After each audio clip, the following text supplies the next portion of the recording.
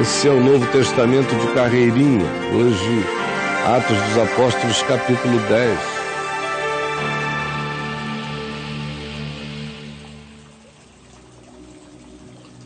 Morava em Cesareia um homem de nome Cornélio, centurião da corte, chamada Italiana. Ele era piedoso e temente a Deus com toda a sua casa, que fazia muitas esmolas ao povo e de contínuo orava a Deus. Esse homem observou claramente durante uma visão, cerca da hora 9 do dia, um anjo de Deus que se aproximou dele. Ele disse: Cornélio. E Cornélio, fixando no anjo os olhos, ficou possuído de temor. E então perguntou: Que é, Senhor? Que é? E o anjo lhe disse: As tuas orações e as tuas esmolas e generosidades subiram para a memória, ficaram guardadas como uma memória falante diante de Deus. Agora, envia mensageiros à cidade que está ao sul daqui no litoral, a Jope, e manda chamar a um homem cujo nome é Simão e que tem por sobrenome Pedro. Ele está hospedado na casa de um outro homem chamado Simão, que trabalha como curtidor e cuja residência está situada à beira-mar. Logo que se retirou o anjo que lhe falava, chamou Cornélio 2 dos seus domésticos e um soldado piedoso dos que estavam a seu serviço lá em Cesareia Marítima, e havendo-lhes contado tudo o que lhe acontecera, enviou-os a Jope a buscar Pedro. No dia seguinte, indo eles de caminho e estando já perto da cidade, pois é uma caminhada possível a pé e dá para fazê-la em algumas horas de caminho, eles chegaram a Jope. E, estando perto da cidade, enquanto se aproximavam, Pedro, que nada sabia de coisa alguma, subiu ao eirado, à laje da casa, por volta da hora sexta, numa varanda. Estando com fome, muita fome, quis comer. Mas enquanto lhe preparavam a comida, ele, cheio de fome, teve um êxtase espiritual que misturava sua condição física, seu apetite psíquico pela comida e a revelação de Deus que lhe veio ao coração. Tudo isso no conjunto de fenômenos do êxtase. Então ele, no êxtase, viu o céu aberto e, descendo do céu aberto, um objeto, como se fosse um grande lençol, o qual era baixado à terra pelas quatro, e também várias aves do céu, aves de rapina, aves de todo tipo. Tudo aquilo que um judeu, na dieta judaica do Velho Testamento, era proibido de comer. Aqui você tem a introdução de uma visão com um lençol com tudo quanto era proibido na velha aliança, no Velho Testamento, que um judeu comesse, rebaixado à terra, com esses animais que a mentalidade, a dieta baseada no Velho Testamento dos judeus consideravam animais abomináveis, são baixados e então ouviu-se uma voz que se dirigia a Pedro e dizia a Pedro: Pedro, você está com fome? Levanta, Pedro, mata e come. Qualquer coisa. Pode comer o que tu quiseres. Se tu deres graças a Deus, todo o alimento e todas as coisas são santificadas. Mas Pedro, com a cultura judaica, com as respostas judaicas, com os preconceitos judaicos e com o reducionismo judaico religioso da velha aliança na cabeça, replicou ao anjo, replicou à visão, à revelação, contestou-a dizendo: de modo nenhum, Senhor. É quando os costumes da religião são muito mais poderosos do que a revelação do Evangelho. De modo nenhum, Senhor, porque jamais comi coisa comum e imunda, minha tradição é outra. Segunda vez a voz lhe falou: Pedro, ao que Deus purificou, não consideres comum e imundo. Não peques contra o que Deus purificou. E sucedeu isto por 3 vezes. E logo aquele objeto foi recolhido ao céu e a visão terminou.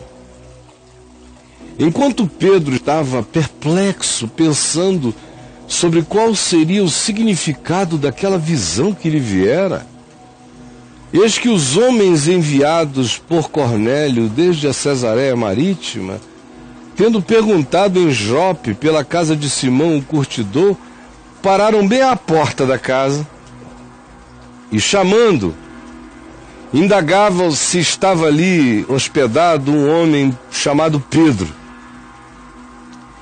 Enquanto isto, Pedro meditava acerca da visão no terraço. E então lhe disse o Espírito Santo: Pedro, estão aí 2 homens que te procuram. A trama tinha sido montada por Deus contra os preconceitos da religião que habitavam o coração de Pedro, e não de Cornélio, o romano, considerado pagão, totalmente aberto para Deus. Mas os filhos da religião é que dizem: de modo nenhum, Senhor. É que fazem a religião ter um poder na vida deles maior do que a revelação do Evangelho. E assim o Espírito Santo e a conspiração dos céus em favor da graça de Deus na consciência de Pedro interveio. Pedro, estão aí 2 homens que te procuram, levanta-te, desce e vai com eles, não duvides de nada. O que tu ouvires, obedece.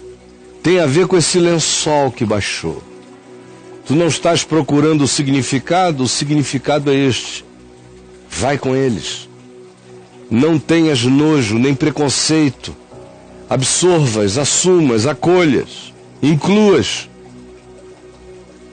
Todos os que Deus recebe têm que ser recebidos por todos os demais seres humanos. Assim vai, eu os enviei a ti, vai com eles. E descendo Pedro para junto daqueles homens, disse: aqui me tendes, sou eu a quem buscais? A que viestes? Qual é o assunto? Então disseram: nós viemos da parte do centurião Cornélio, homem reto, temente a Deus, e tendo um bom testemunho de toda a nação judaica que o respeita, foi instruído por um anjo do Senhor para chamar-te à casa dele, porque ele quer ouvir as palavras que o anjo disse, tu lhe dirás. Pedro, pois, convidando-os a entrar, hospedou-os, acolheu-os na casa de Simão o curtidor, e no dia seguinte levantou-se e partiu com eles, aquela jornada longa a pé. Também levou Pedro alguns irmãos dos que habitavam em Jope e que foram em sua companhia. No dia imediato, entrou Pedro com esses irmãos em Cesareia. Cornélio estava esperando por eles. E tendo reunido os seus parentes e os seus amigos íntimos, estava ávido para recebê-los. Aconteceu que, indo Pedro a entrar na casa de Cornélio, ao saber Cornélio, lhe saiu ao encontro e prostrou-se aos pés de Pedro para adorá-lo. Mas Pedro levantou, disse: "Que é isso, amigo?" E disse: "Ergue-te." Nada disso. Essa é a primeira coisa. No Evangelho, o homem não adora homem. Ninguém se curva com esse tipo de espírito a ninguém na terra. Levanta-te. Eu sou homem como tu e como todo homem. Não é porque eu trago uma palavra que eu deva ser considerado um não humano. Eu sou apenas homem. Falando ele, entrou então na casa e muitos estavam ali reunidos, a quem Pedro se dirigiu dizendo: "Amigos, vós bem sabeis que é proibido a um judeu ajuntar-se, confraternizar-se." Olha que coisa limitante. Ajuntar-se, confraternizar-se, ou mesmo aproximar-se de alguém de outra raça. Um verdadeiro arianismo judaico, porque toda religião promove alguma forma de arianismo, muros de separação, divisão. Mas Deus me demonstrou, disse Pedro, que a nenhum homem na terra eu considerasse um quadrúpede, um réptil, um ente abominável, comum, imundo, nojento, não aproximável. Eu acabei de perceber isso na visão que tive. Por isso, uma vez chamado por Cornélio, em outras circunstâncias eu ficaria na dúvida, eu não viria, eu fui instruído para vir sem vacilar. Pergunto, pois, por que razão me mandaste chamar? No que eu posso ajudar? Respondeu-lhe Cornélio: Pedro, faz hoje 4 dias. 4 dias que por volta desta mesma hora do dia, estava eu observando em minha casa, às 3 da tarde, a oração das 3 horas, conforme os judeus ensinam, e eis que se apresentou diante de mim um homem de vestes resplandecentes, do nada, entrou no ambiente fechado e recluso onde eu estava, cheio de luz, e disse: Cornélio, a tua oração foi ouvida, e a tua generosidade foi guardada na memória do Eterno. Tu estás na presença de Deus. Manda, pois, alguém a Jope chamar a Pedro. Ele está hospedado na casa de Simão, o curtidor à beira-mar, e eu recebi o endereço da tua localização. Portanto, sem demora, mandei chamar-te, e fizeste bem em vir. Agora, pois, estamos aqui na presença de Deus, prontos para ouvir tudo que te foi ordenado da parte do Senhor. Fala para nós. Então Pedro levantou-se e falou, dizendo: Irmãos, eu reconheço, amigos, eu reconheço por verdade mesmo, da minha caminhada com Jesus e do choque da revelação que eu tive hoje de manhã, ontem de manhã, que Deus não faz acepção de pessoas. Para Deus não há quadrúpedes, nem répteis e nem gente melhor. Pois todos são quadrúpedes e todos carecem da glória de Deus. Pelo contrário, eu sei agora que em qualquer nação, em qualquer etnia, em qualquer lugar do mundo, aquele que teme a Deus e faz o que é justo, segundo sua consciência, segundo o melhor do seu desejo, esse ser humano é aceitável diante de Deus. É acolhível. Não é um quadrúpede da religião. Para Deus não existe acepção. E esta é a palavra que Deus enviou aos filhos de Israel, anunciando-lhes o evangelho que abraça todo homem e que faz isso por meio de Jesus e da cruz, que atraiu todos a si mesmo. Este Jesus é o Senhor de todos, de vivos e de mortos, de quem sabe, de quem não sabe, de quem mora perto e de quem está longe, nunca foi alcançado, mas Ele é Senhor de todos. Porque todo aquele que o teme faz o que é justo, segundo a maior sinceridade da sua consciência, lhe é aceitável.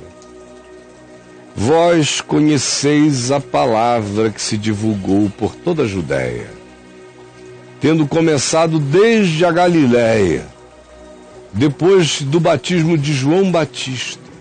Sim, vocês ouviram a palavra e a notícia de como Deus ungiu a Jesus de Nazaré com o Espírito Santo e com poder.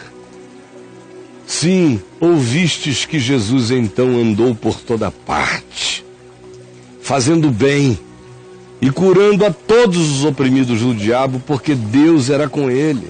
E nós estávamos juntos e somos testemunhas de tudo que ele fez na terra dos judeus, em Jerusalém, e em todos esses lugares à volta. Também somos testemunhas de que as nossas autoridades conspiraram e tiraram-lhe a vida e penduraram-no numa cruz, no madeiro, como um malfeitor abominável. Porém, a esse Jesus, desprezado pela religião e pelas nossas autoridades, a este Deus, no terceiro dia, ressuscitou e concedeu que fosse manifesto durante 40 dias e 40 noites, não a todo o povo, mas às testemunhas que foram anteriormente escolhidas por Deus, isto é, a nós que comemos, que bebemos com ele antes e depois que ele ressurgiu dentre os mortos, e fizemos isso durante aqueles 40 dias depois que ele ressuscitou. Foi ele, ressuscitado, que nos mandou ir e pregar ao povo e testificar que ele é quem foi constituído por Deus, juiz de vivos e de mortos, e que todas as pessoas serão julgadas segundo o critério do Evangelho, que é o critério do amor, da graça, da justiça, da verdade, do perdão, da misericórdia e da sinceridade. Em qualquer lugar da terra, tendo ou não tendo essa informação, esse é o critério absoluto instituído por Jesus. Dele, de Jesus, todos os profetas dão testemunho. Sim, dão testemunho de que, por meio do seu nome, da sua palavra, todo aquele que nele crê recebe perdão dos pecados e está em segurança absoluta diante de Deus, e das suas mãos ninguém os arrancará. Ainda Pedro falava estas coisas quando o Espírito Santo sobre todos os que ouviam a palavra veio e se derramou em abundância. E os fiéis judeus que tinham vindo com Pedro admiraram-se, porque também sobre os considerados pagãos, sem pedigree judaico, sem religião, sem DNA de Abraão, louvado seja Deus por isso, foi derramado o dom da graça de Deus, o dom do Espírito Santo, o dom da vida, o penhor eterno, o selo que marca para sempre. Eles chegaram a esta conclusão porque começaram a ouvir Cornélio, seus familiares e amigos íntimos, falando em outras línguas que não conheciam e engrandecendo a Deus, cheios de quebrantamento e de gozo borbulhante. Então Pedro olhando aquilo tudo, lhes perguntou aos que com ele vieram, aos judeus crentes, que podiam fazer objeção por causa dos preconceitos infiltrados da religião. Pedro lhes perguntou: porventura, meus irmãos, pode alguém recusar a água de batismo, que é só um sinal externo para caracterizar um batismo interno do Espírito Santo no coração? Pode algum de nós recusar batizar essas pessoas? Assim como nós um dia fomos batizados, se eles também, à nossa semelhança, receberam o Espírito Santo, ao que Deus santificou, Pedro, não consideres coisa comum e imunda. Podemos, irmãos? Claro que não. Então Pedro ordenou que fossem batizados em nome do Senhor Jesus. Então lhe pediram, Cornélio e os amigos todos, que Pedro ficasse em Cesareia e permanecesse com eles alguns dias, para que eles próprios também fossem devidamente instruídos e mais aprofundados na palavra. Esta foi a leitura do Evangelho de Carreirinho, para mim e para você.